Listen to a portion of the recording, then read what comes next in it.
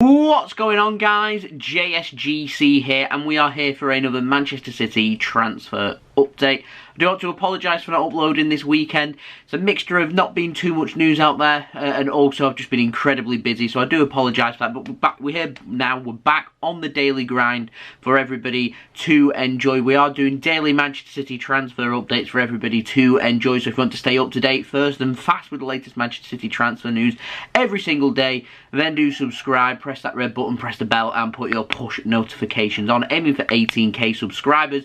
We're now less than 200 subs away from that goal. Very close to being less than 100 subs away now as well. So any help towards that would be much appreciated. You can also find my social media links there in the description below and sliding across at the bottom of the screen. If you want to go and follow me on my Twitter and Instagram, my email also in the description below too. If you want to hit me up for any sponsorships for any videos or any general business inquiries, leave a thumbs up if you do enjoy this video. 300 likes once more is the like goal. And also, most importantly, let me know your thoughts in the comments below, as I'm always interested in what you do have to say with regards to these transfers. Without further ado, let's crack on with this video. We're going to start off with the outs, and we've got an update on young Irish goalkeeper Gavin Bazunu. Now, Portsmouth, they want the goalkeeper on loan next season. Burton Albion, they thought they were closing in on his signature to have him on loan for the season. However, lastminute.com, Portsmouth, they have popped up into the race for the 19-year-old Irish goalkeeper who spent last season out on loan at Rochdale. Hot in demand. He's going to have a choice, it seems, on where he wants to head out on loan. And this is according to Alan Nixon on Twitter, who is good with EFL News. Now, moving on, we've got an update on Aymeric Laporte. Stuart Brennan over at the Manchester Evening News, he's been reporting that Laporte, he wants to engineer a move away from Manchester City to go back to Spain this summer, if it's possible for that to happen. Now, AS have contradicted this in Spain. This is the first I've heard of this, by the way, outside of England, so in Spain as well. They're reporting that Manchester City have been offered Sergio Ramos for free. Manchester City have said no, that isn't happening. That's of no surprise. I did address that in my last video. However, they've also reported that Aymeric Laporte will not be leaving Manchester City. Manchester City do not want Laporte to leave, and they will not be selling this summer. That's good news. Like I said, it's the first I've heard of this outside of England, so it's not just from Manchester City's end, it's coming from the other end of teams potentially being interested, and with him wanting to return apparently back to Spain, that sources in Spain now starting to suggest that he'll stay at Manchester City,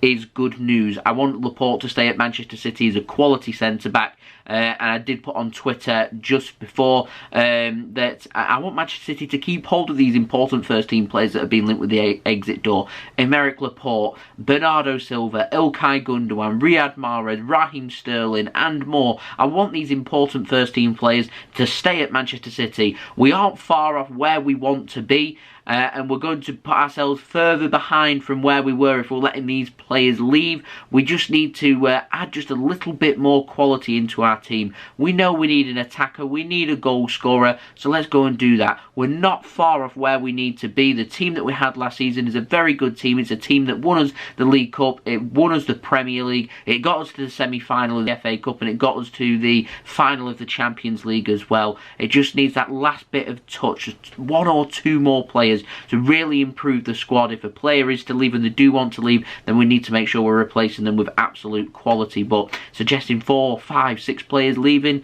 it's ludicrous. It isn't going to happen. Laporte, he's going to stay at Manchester City. Now, we've got an update on Nathan Ake and his situation. Stuart Brennan at MEN has also said that he's in the same situation as what Laporte is, of wanting to leave. He's struggling for game time, and Manchester City apparently would be willing to let him go. I just find this story, just like the Laporte one, a little bit unbelievable, if I'm completely honest. Nathan Ake, he's already said that he's looking forward to next season with Manchester City. He wants to stay at City, he wants to fight for his place. Most players will do at least 2 seasons at their club, so it's just after 1 season that they're going to leave Manchester City. I mean, Ake spent a large majority of the season out injured, so yeah, it doesn't make sense. The Laporte one kind of made sense a little bit, but didn't make too much sense, if I'm honest. It doesn't make sense from a business point of view to be selling these players. The COVID market, the value of the players are down. Teams aren't paying as much, and Manchester City aren't going to be selling these players for cheap. These are top-class first-team football players at a fantastic club like Manchester City, so it just doesn't make sense for us to do that. But I'll keep my eyes and ears open for any potential outgoings at Manchester City. And of course, like I said, if I do get any of the latest developments, I will be the first to let you guys know. First and fast, so do subscribe if you haven't already to stay up to date with all things Manchester City transfer news every single day. Now moving on to the ins, we've got an update on Patson Daka. This is more of a fan thing rather than an actual official source of Manchester City being interested. Lots of people always putting in the comments, Patson Daka this, Patson Daka that, why aren't we going after him? Well, Fabrizio Romano, he's reported that Patson Daka, he's set to go to Leicester City rather than Manchester City. That's already had the here we go, so that's near enough done. Leicester's proposal, that has been accepted by RB Salzburg, and so he will be heading to Leicester City. Leicester are apparently going to make that announcement at some point this week. Like I said, Man City have only ever been linked, nothing more than been linked. We haven't even had interest in there or anything other than that. So yeah, I'm just going to put that one out there and say that is that. Now, I've got an update on Nuno Mendes. Apparently, there is going to be no move made this summer by Manchester City for the Sporting CP youngster. It's not the first time that I've heard that. Interestingly, I've heard Manchester City aren't going to be making a move for Antonee Robinson, either of Fulham either. Manchester City apparently not prioritising a left-back. They don't want to pay big for a left-back this summer. And Manchester City have their sights firmly set on a striker, and left-back's just been kind of pushed to one side. The article did add that Zinchenko's been seen as Manchester City's first choice left-back. They're happy with João Cancelo's performances at left-back when he's covered there as well. I know he's a right-back, by the way, but he does cover at left-back as well. That's why he has played there. City happy that Nathan Ake can cover there as well. And of course, we've got Benjamin Mendy. I feel like only a move will be made for a left-back if Mendy does leave. That's going to be very difficult to do. His contract's up in 2023. He's incredibly injury prone. Yeah, we're going to find that quite difficult. So Manchester City just pushing left backs to one side for now. I did think a move for Nuno Mendes would make sense because one or two things could happen. Number one, he doesn't need to be registered. He's a young player. He's under the age of 21, so it's worthwhile having him here if we do want a left back. And also, apparently, Sporting Lisbon want him back on loan, so we could just Sporting CP. Sorry, okay, I'm trying to get out of that habit. But yeah, they want him back on loan if he was to be sold, and that is something that City could potentially do if we want to look at left backs for next season. So we'll see, we will see, but yeah, left back seemingly not on the agenda at Manchester City for now. Now, got an update on defensive midfielders, including a little update on Manuel Locatelli. Manchester City apparently are not looking at defensive midfielders this summer, now that Fernandinho is close to signing a new deal. Apparently that's all but done, it just hasn't been signed and announced yet. We're just waiting for that last bit. But City happy with the performance of Rodri and Fernandinho this season. We used them for, I think it was 59 out of the 60 games that we played. Only the Champions League final did we not see either of them starting. Yeah, I've still not got over that yet, by the way. But yeah, City happy to go with that defensive midfield partnership for at least another season. Declan Rice, he was linked. I've heard Kalvin Phillips' name being chucked out there as well after putting an impressive performance for England against Croatia. So yeah, his name's been chucked out there too. But yeah, no move is going to be made by Manchester City for a defensive midfielder as of right now, and that includes Manuel Locatelli in that too.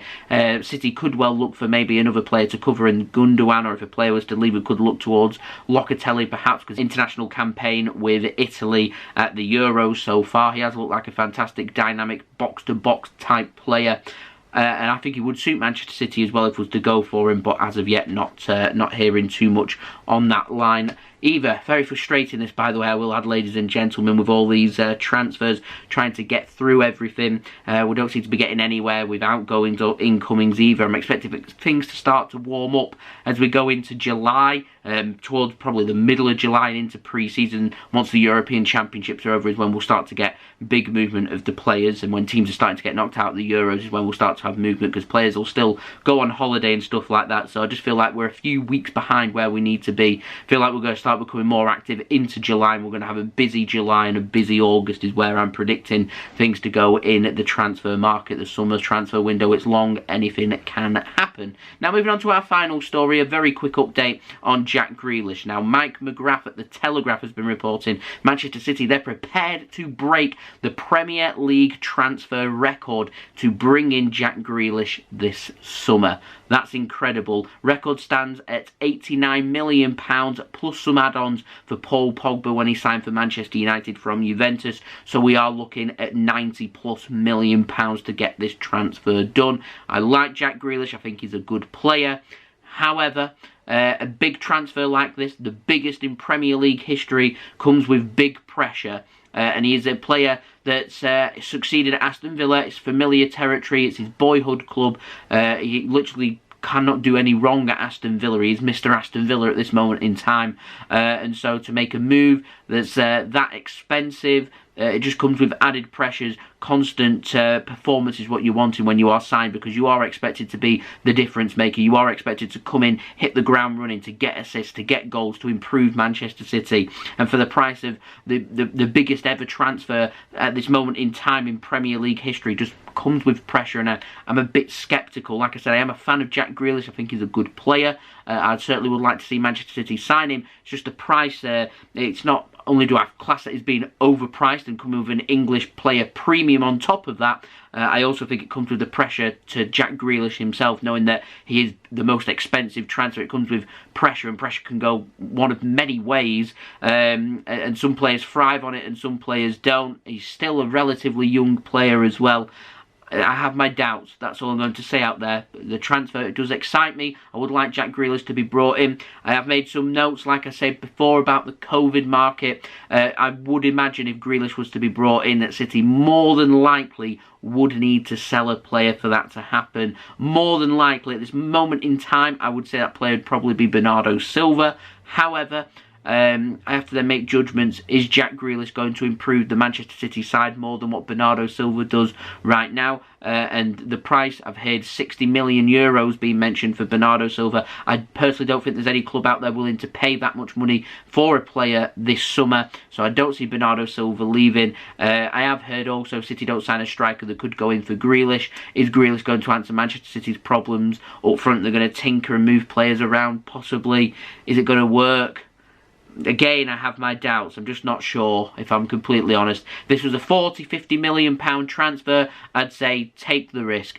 We're talking double that price. We're talking the most expensive transfer. You make these expensive transfers, you do not want them to flop. I have concerns, no doubt in his quality. Is he worth the price? My opinion, no. I'm sure other people will disagree, so do let me know your thoughts in the comments below. Would you break the Premier League transfer record to sign Jack Grealish for him to move from Aston Villa to Manchester City this summer? Let me know your thoughts in the comments below. So there we go, that has been the video. Thank you everybody for watching, it is much appreciated. Leave a thumbs up if you did enjoy this video. Aiming for 300 likes once more, so that would be brilliant if we could hit that. Don't forget also to leave your thoughts in the comments below of what you made of these transfers. Who would you like Manchester City to sign? Are you happy with Jack Grealish? Are you happy with the price? Aymeric Laporte, the situation there. What's your thoughts? Let me know in the comments below. Don't forget also to subscribe to my channel as well if you haven't already. Press that red button, press the bell and put your push notifications on. 18k subscribers, it's on the horizon, so any help towards that would be much appreciated. And also don't forget, you can go and check out my social media links. They're in the description below and sliding across at the bottom of the screen. If you want to go and follow me on my Twitter and Instagram, my email also in the description below too if you want to hit me up for any sponsorships for any videos or any general business enquiries. I'm looking for a sponsor for all these daily Manchester City transfer updates. It's going to get really warm. There's going to be lots of views and lots of interaction coming up very, very soon. So if you are interested in any sponsors, then do let me know via my email in the description below. And I'll see you guys again tomorrow for another Manchester City transfer update. Daily videos, we're in full grind. I'll see you all again very soon. I will have the link out, by the way, to the next live England watch along for the match against Czech Republic on Tuesday. That will be out tonight for you to go and set your reminder to as well. So stay tuned for that. So I've been JSGC. Thank you everyone for watching. I hope everyone is safe and well. Peace. Ciao for now.